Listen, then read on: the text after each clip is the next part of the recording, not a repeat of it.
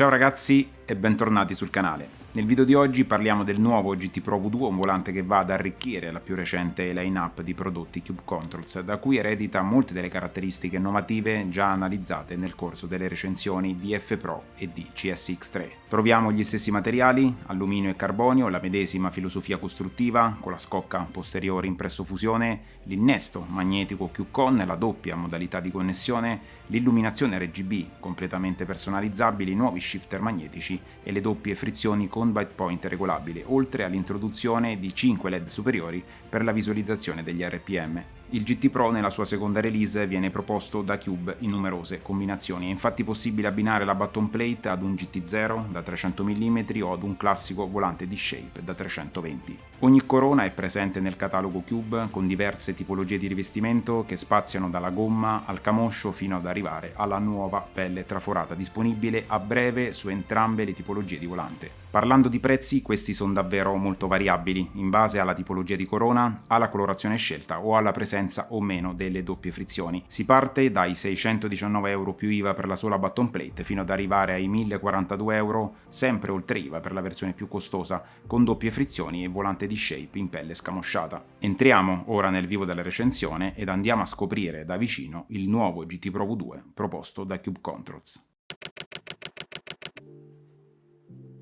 Iniziamo la recensione analizzando le specifiche di fabbrica di entrambe le combinazioni. Il GT Pro V2 con corona D-Shape in versione reparto corse rivestito in pelle traforata ha un diametro di 320 mm ed un peso complessivo senza quick release di circa 1575 grammi.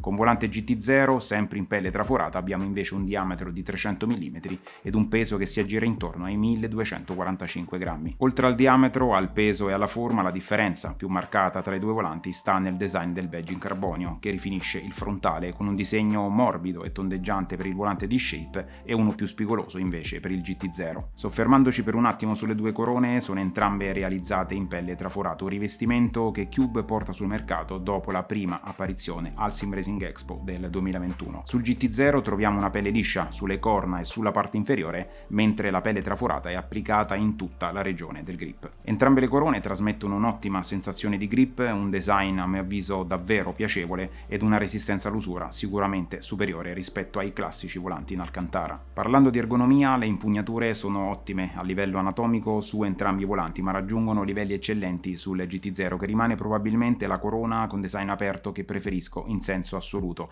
sia per estetica che per piacere di guida. La button plate, acquistabile ora anche separatamente, ha un peso di circa 600 grammi ed è caratterizzata da un frontale in carbonio opaco da 3 mm e da una scocca posteriore in alluminio presso fuso. Osservandola è evidente quanto nel complesso questa button plate sia più sottile rispetto al passato, segno del lavoro di ottimizzazione degli ingombri e dei pesi svolto da Cube. Al centro della piastra troviamo 4 fori con interasse da 70 mm per il fissaggio della corona e del badge direttamente alla monoscocca. Questo facilita di molto le operazioni di sostituzione della corona che io, per necessità legate alle riprese e alle prove comparative tra i due volanti, avrò eseguito circa una ventina di volte, un'operazione tutt'altro che macchinosa che non porta via più di 2-3 minuti. La piastra anteriore sostiene il PCB proprietario che integra tutti i controlli e i nuovi LED RGB completamente gestibili e personalizzabili mediante SIMAB. Sono sicuramente un'aggiunta gradita rispetto alla precedente generazione, che ne era completamente sprovvista, anche se ne avrei personalmente preferito qualcuno in più. Nella parte bassa, in prossimità dei joystick, troviamo i due LED di stato, analogamente a quanto visto su tutti i volanti wireless di Cube Controls di nuova generazione. Il LED di sinistra fornisce informazioni sulla carica della batteria, mentre quello di destra indica la modalità di connessione del volante. A tal proposito, il nuovo GT Pro dispone di una doppia tipologia di connessione, una classica mediante il cavo Q-Con e una wireless tramite connessione Bluetooth diretta al PC. In modalità wireless il volante è alimentato da una batteria integrata ricaricabile da 1500 mAh con un'autonomia che si aggira intorno alle 9-10 ore di utilizzo. La scocca posteriore del GT Pro V2 è realizzata in alluminio presso fuso come tutta la nuova line-up di prodotti Cube Controls ed accoglie il mozzo proprietario in alluminio, il comodo tasto di accensione e spegnimento più sporgente rispetto al passato, l'antenna Bluetooth e l'innesto magnetico Q-Con, che offre una connessione ben salda e permette di collegare il cavo al volante in maniera davvero rapidissima. Per quanto riguarda il mozzo, si tratta dello stesso già visto nei modelli precedenti ed è realizzato in alluminio ricavato dal pieno, disponibile in doppia colorazione e adatto ad ospitare tutti i quick release in commercio, con attacco da 50 e da 70 mm. Parlando di assemblaggio, almeno sul mio esemplare è ben visibile, soprattutto con LED accesi e in alcune regioni specifiche, un gap tra la piastra anteriore e la scocca posteriore, un difetto che non compromette in alcun modo la solidità che si attesta su livelli eccellenti, ma che su un prodotto di questa fascia non dovrebbe presentarsi. A tal proposito, durante il disassemblaggio del volante ho notato che i cavi degli shifter erano leggermente segnati, come se fossero rimasti schiacciati tra l'elettronica e la scocca posteriore. Anche qui nessun problema dal punto di vista del funzionamento, ma è un aspetto su cui Cube dovrebbe porre maggiore attenzione. Parlando di controlli, il nuovo GT Pro ha una dotazione senz'altro più completa rispetto ai volanti della precedente generazione. Abbiamo un totale di 6 pulsanti momentanei, 2 switch a leva, 2 joystick a 7 posizioni e 4 rotary encoder. I pulsanti sono posizionati nella parte alta del volante e si raggiungono in maniera piuttosto semplice su entrambe le corone, anche se con il reparto corse si deve comunque allentare la presa rispetto a quando si utilizza invece il GT0. Come già visto anche su F Pro, tutti i pulsanti sono retroilluminati e personalizzabili tramite SIMAB. Hanno una corsa davvero molto breve ed un feedback ben percepibile, anche se il suono in alcuni casi risulta un filo plasticoso.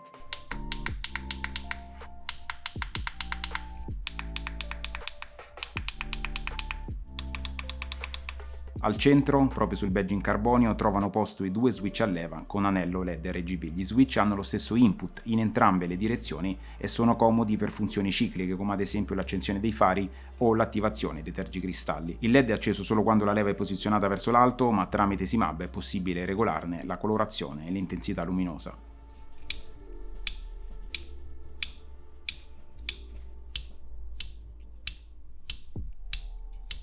Nella parte bassa troviamo invece i 2 indispensabili funky switch con rotary in alluminio e l'ormai collaudata elettronica Alps, che regala il solito ottimo feedback, anche se forse avrei preferito fossero posizionati più in alto, magari al posto dei 2 switch a leva.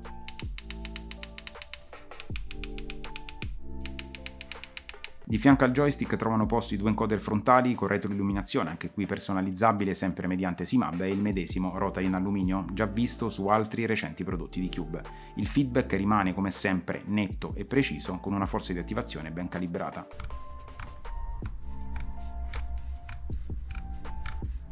A differenza del modello precedente, dove i rotary da pollice erano posizionati in basso, sul nuovo GT Pro li troviamo nella parte alta, dove sono ben esposti e sicuramente più facili da raggiungere anche senza staccare le mani dalle impugnature. L'encoder, personalizzato per Cube, ha un'ottima resistenza e un feedback anche qui netto e preciso.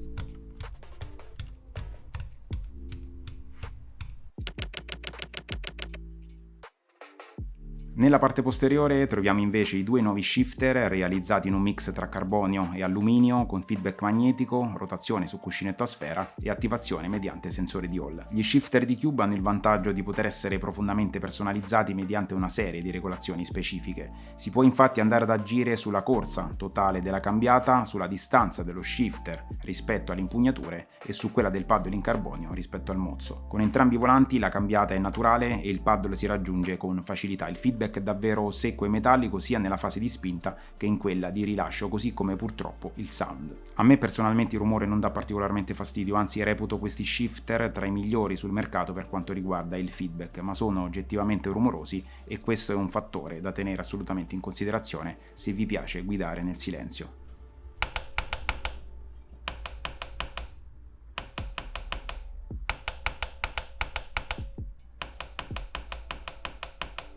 Al contrario di quanto visto sul precedente modello, sul nuovo GT Pro troviamo finalmente come optional le doppie frizioni con breakpoint regolabile tramite il software proprietario CubeSet.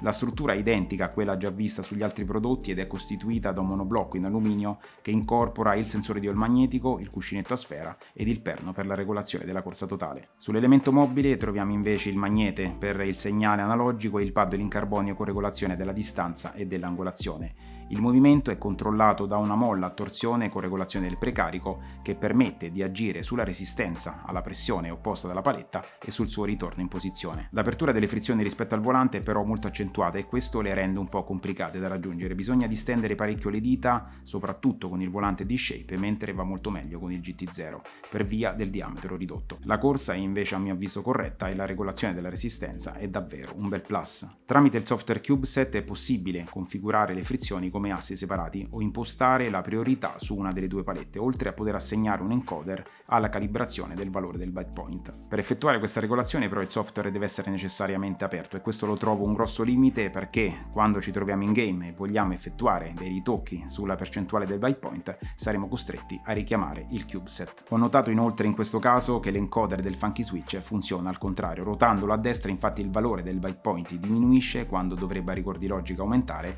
mentre con gli altri encoder la regolazione avviene in maniera corretta. Il nuovo GT Pro è un volante che a me è piaciuto tanto a livello estetico, soprattutto in accoppiata con il GT0. Cube è un'azienda in grado di dare ai suoi prodotti una forte identità dal punto di vista del design, che risulta sempre originale e ben riconoscibile. C'è un altro aspetto fondamentale che caratterizza in modo univoco tutte le corone di Cube, ovvero la leggerezza, aspetto su cui l'azienda punta moltissimo e che io apprezzo perché un volante leggero permette di massimizzare le prestazioni del force feedback. Ho letto qua e là qualche critica sulla scocca impresso fusione, ritenuta più leggera ma meno resistente della lavorazione del pieno. A me personalmente piace molto la finitura della scocca e non ho mai avuto problemi di robustezza né con F Pro né con CSX3, nonostante siano i miei volanti principali da quasi 2 anni. L'assemblaggio però, come abbiamo visto, non è impeccabile e questo dispiace perché da un volante del genere in questa fascia di prezzo ci si aspetta la perfezione. Entrambe le corone con il nuovo rivestimento in pelle traforata sono piacevoli da utilizzare anche senza guanti. Il reparto corse è un volante che si adatta bene alle GT, alle auto storiche, alle auto stradali,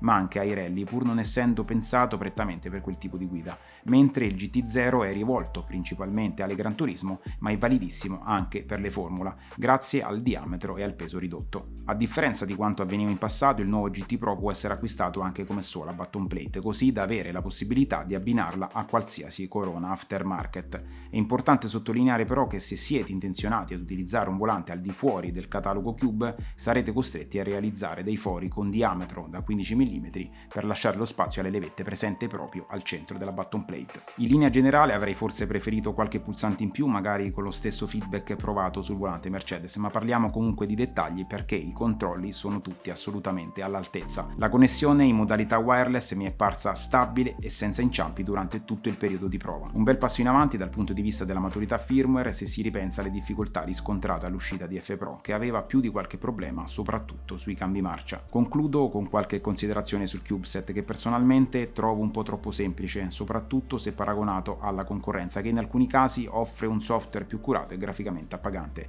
Non sarebbe male ad esempio avere la regolazione del bite point in decimi, così come la possibilità di regolarlo senza essere costretti ad avviare il software. Fatemi sapere nei commenti cosa ne pensate del nuovo GT Pro 2, noi ci vediamo in una prossima recensione e anche per oggi vi auguro buona giornata.